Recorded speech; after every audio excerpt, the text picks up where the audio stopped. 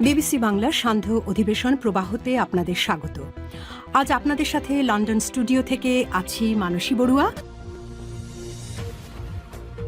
বাংলাদেশের সর্বশেষ গুরুত্বপূর্ণ আপডেট সংবাদে আপনাকে স্বাগত। শুরুতেই সংবাদ শিরোনাম, পরে বিস্তারিত।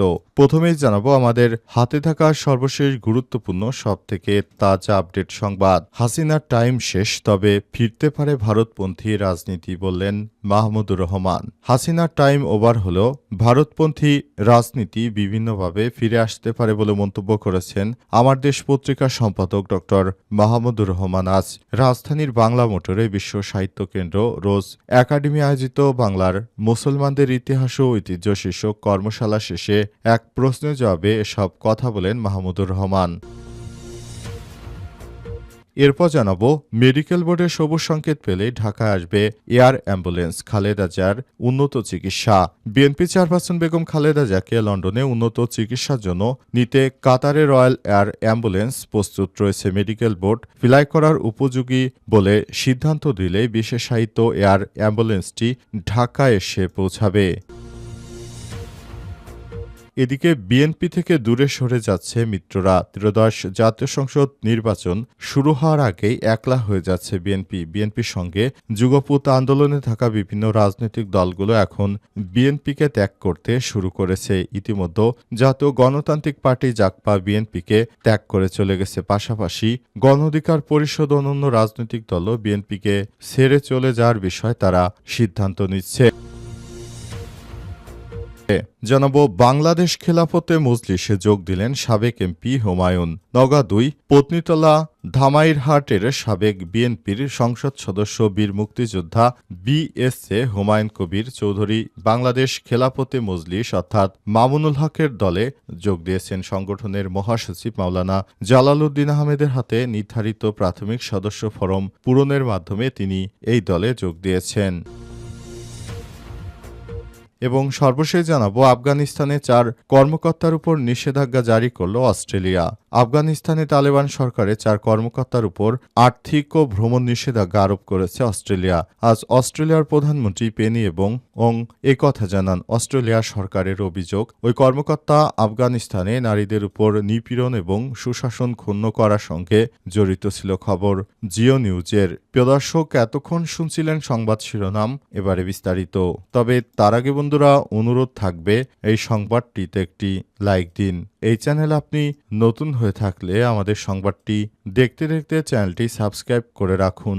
কমেন্ট করে বন্ধুরা আপনার মূল্যবান মতামত জানিয়ে দিন আপনি বিশ্বের কোন দেশ থেকে বা বাংলাদেশের কোন স্থান থেকে আমাদের সংবাদটি দেখছেন এবং শুনছেন। এবারে বিস্তারিত।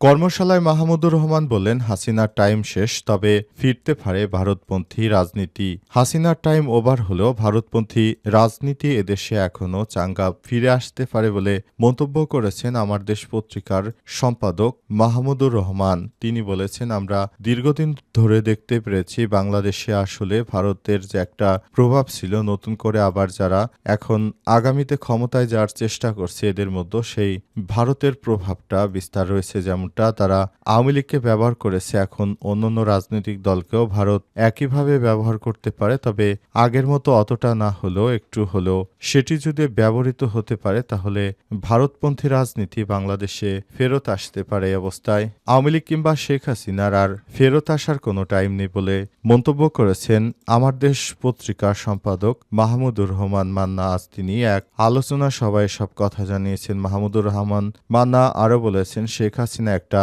মরা লাশ, তার আর বেঁচে ফেরার কোনো অপশন নেই। সুতরাং তিনি একজন ফাঁসির দণ্ডপ্রাপ্ত আসামি, তার সেভাবে সাজা হবে। কোনোভাবে শেখ হাসিনা আর এদেশে বেঁচে ফেরত আসতে পারবে না। শেখ হাসিনাকে নিয়ে যারা দীর্ঘদিন ধরে স্বপ্ন দেখছেন তাদেরকে বলবো, আপনারা হাসিনার ফেরত আসার দিবা স্বপ্ন বাদ দিন, কারণ হাসিনার আর এদেশে ফেরত আসার কোনো অপশনই নেই। হাসিনা কখনো এদেশে আর ফেরতই আসতে পারবে না। মেডিকেল বোর্ডের সবুজ সংকেত পেলে ঢাকায় আসবে air ambulance. BNP chairperson Khaleda জিয়ার উন্নত চিকিৎসার জন্য লন্ডনে নেওয়া প্রয়োজন। এজন্য কাতারের রয়্যাল এয়ার অ্যাম্বুলেন্স প্রস্তুত রয়েছে। মেডিকেল বোর্ড ফ্লাই করার উপযোগী হলে সিদ্ধান্ত দিলেই বিশেষায়িত এয়ার অ্যাম্বুলেন্সটি ঢাকায় এসে পৌঁছাবে।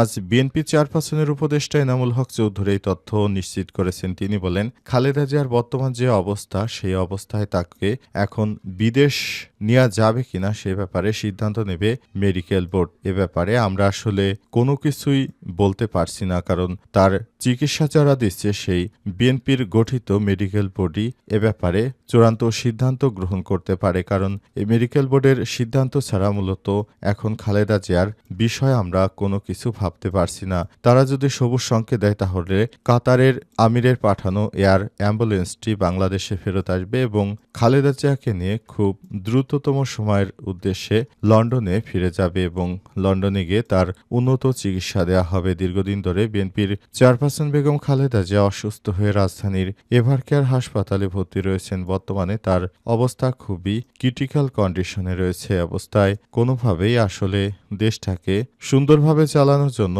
খালেদা জিয়ার বিকল্প কেউ হতে পারে না। তাই তার ভালো চিকিৎসা প্রয়োজনের জন্য তাকে রাষ্ট্রের অতি গুরুত্বপূর্ণ ব্যক্তি বা ভিভিআইপি পার্সন ঘোষণা করা হয়েছে। বিএনপি থেকে দূরে সরে যাচ্ছে মিত্ররা। ত্রয়োদশ জাতীয় সংসদ নির্বাচনকে সামনে রেখে বিএনপির সঙ্গে সম্পর্কের টানাপোড়েন চরম লেভেলে উঠেছে দলটির মিত্রদের।